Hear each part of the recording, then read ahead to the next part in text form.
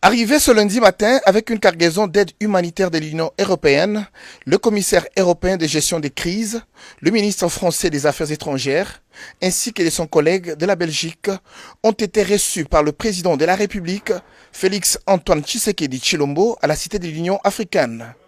Pendant plus d'une heure, le chef de l'État, assisté de son directeur de cabinet et de la ministre des Affaires étrangères, ont échangé avec ses hôtes de la situation humanitaire provoquée par la pandémie de la Covid-19 et des efforts fournis par le gouvernement pour endiguer la crise. Félix Antoine Tshisekedi a salué à juste titre l'aide de solidarité de l'Union européenne. Selon le chef de la délégation européenne, Janez Lenarčič, d'autres questions ont aussi été abordées sans donner plus de détails. Je voudrais remercier à son Excellence, président Tshisekedi, pour l'accueil qu'il nous a réservé, République démocratique du Congo, et aussi pour son effort de faciliter les vols au sein du pont aérien humanitaire européen.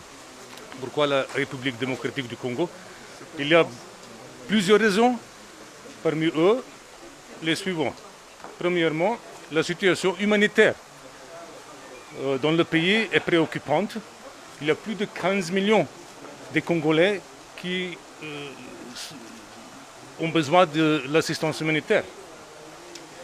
En plus, après le Covid, cette pandémie risque d'aggraver cette situation humanitaire. Troisièmement, comme vous le savez, en vue de restrictions sur le transport aérien, il y a une manque opportunité d'acheminer le matériel et le personnel humanitaire. Toutes les raisons pourquoi nous sommes ici. Nous avons eu une rencontre très approfondie avec le président.